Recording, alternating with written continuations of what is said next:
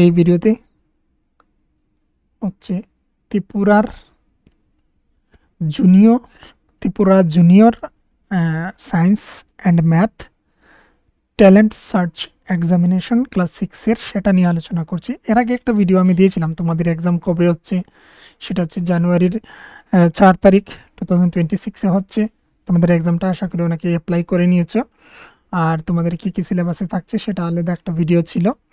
এই হচ্ছে তোমাদের এখানের মধ্যে তোমাদের হচ্ছে সায়েন্স বইয়ের থেকে এই চ্যাপ্টারগুলি থাকছে, আর ম্যাথের হচ্ছে এই চ্যাপ্টারগুলি থাকছে, যেগুলোর মধ্যে কয়েকটা চ্যাপ্টার আমি কমপ্লিট করে দিয়েছি, আর বাকি কয়েকটা রয়ে গিয়েছে।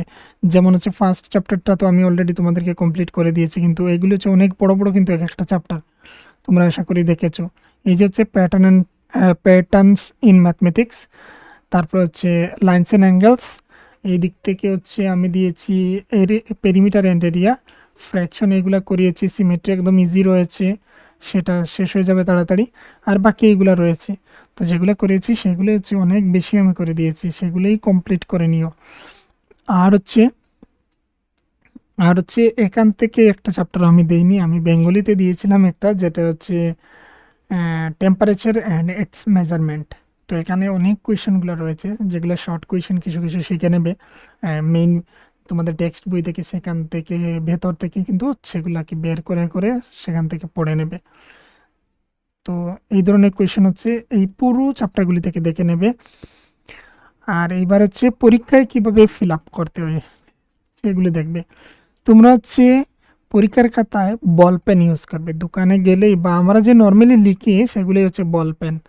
বল পেন যেগুলো হচ্ছে কালিগুলো খুবই ঠিকঠাক থাকে, যেগুলো ধরে নাও আমি এটাকে পুরোপুরি এইভাবে কালার করব, তো একটুকু সে এদিক থেকে এদিকে যাবে না, মানে স্প্রেড হবে না, ঠিকঠাক মতো থাকবে। তো এর জন্য বল পেন ইউজ করা হয়। তো দেখো এইগুলো হয়েছে তো এইভাবে। আর তুমি যদি জেল পেন ইউজ করো, জেল পেন বা অন্য কোনো কিছু কালি, তাহলে হচ্ছে তোমাকে ওই এক্সট্রা জায়গায় সেটা নষ্ট হবে, আর ওই ওএমআর শিটটা ঠিকঠাকভাবে থাকবে না। কেননা ওএমআর শিটটা উপরের দিকটা কিছুটা পিচ্ছিল থাকে, তো তাই এর জন্য বল পেন ইউজ করতে হয়। আমি এখানে কিছু জায়গায় তোমাদেরকে পড়ে দিয়েছি অলরেডি, একটা তোমাদের ওপর একটা ভিডিওর মধ্যে, তাও এই ভিডিওতে আবার বলছি। পৃথক উত্তরপত্রে ওএমআর শিট উত্তর দিতে হবে। ওএমআর শিটে উত্তর দিতে হয়। চিহ্নিত করার ওএমআর শিট দেওয়া নির্দেশগুলো অনুসরণ করো। এখানে কিছু নির্দেশ দেওয়া রয়েছে, যে তোমার যে রয়েছে ওএমআর শিটে 11 নম্বরে তোমার রোল নাম্বারটা লিখতে হবে। সেখানে নিশ্চয়ই নাম লিখতে হবে, সেটা তোমাদেরকে ওই টিচারই বলে দেবেন, যিনি এক্সাম নেবেন তোমাদেরকে, তিনি বলে দেবেন। কিন্তু তোমরা হচ্ছে ব্ল্যাক বল পয়েন্ট পেন কিন্তু অবশ্যই ব্যবহার করবে। 100টি প্রশ্ন থাকবে, যেগুলোর প্রতিটি প্রশ্নই দিতে হবে, যেমন অথবা কোনো কিছু দেওয়ার নেই, তাই এর জন্য বলা হয়েছে 100টি আনসার করতে হয়। সবগুলির জন্য সময় হচ্ছে সেম সময়, তাই এর জন্য সময় নষ্ট করবে না। সময় হচ্ছে 2 ঘন্টা। তো তাই এর জন্যে একটা কোয়েশন নিয়ে অনেক সময় নষ্ট করবে না, সেগুলো পটপট আনসার দিয়ে যাবে। যেগুলো পারবে না সেগুলো হচ্ছে যে কোনো একটা আনসার দিয়ে দিতে পারো, কেননা হচ্ছে সেখানে নেগেটিভ মার্কিং নেই। ভুল উত্তরের জন্য কোনো নম্বর কাটা হয় না, আর প্রতিটার জন্য 1 নম্বর দেওয়া হবে তোমাকে। আর বলা হয়েছে প্রশ্ন পুস্তিকা যে কোনো জায়গায় রাফ করা যেতে পারে, তবে উত্তরপত্রে করা যাবে না। ওএমআর শিট যেটা তোমাকে দেওয়া হবে সেটার মধ্যে কোনো কিছু করবে না।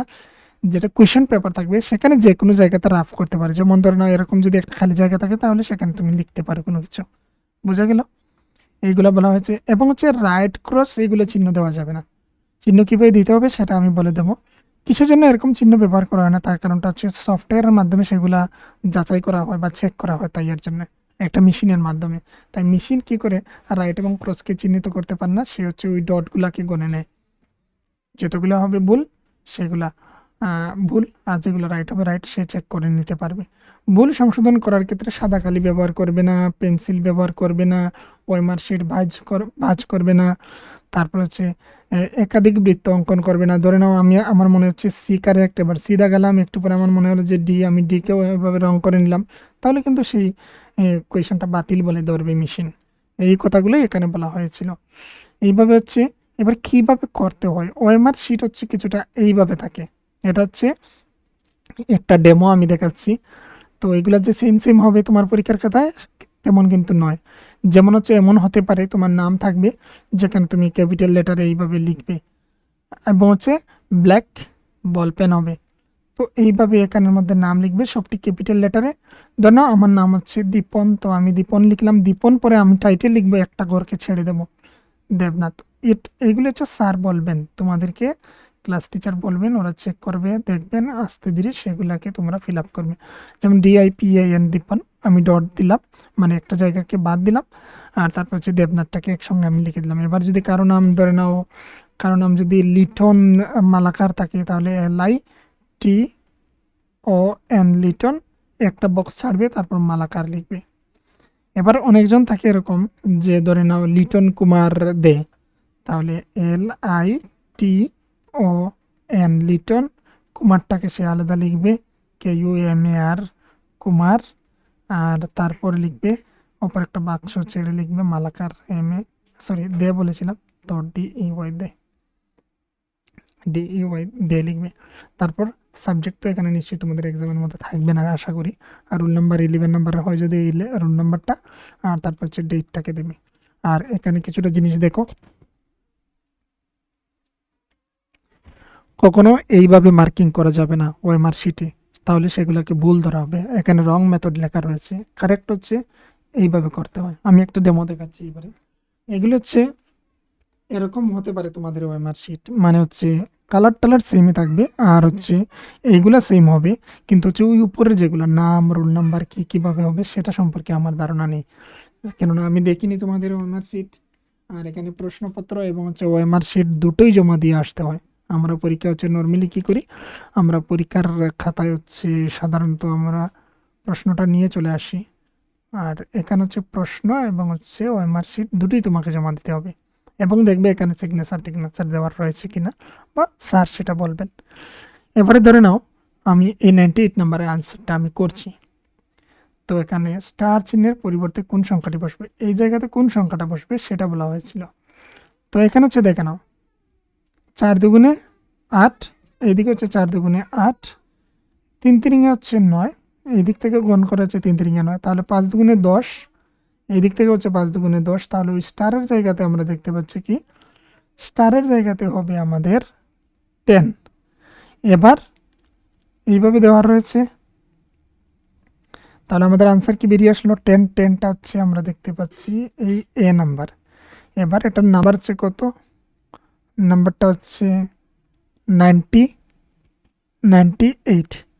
এবার এই হচ্ছে 98, দেখতে পাচ্ছ তোমরা 98-এর আমরা এ কালার করব, তো এই হচ্ছে 98, এই হচ্ছে 98-98-এর এ কে কালার করব।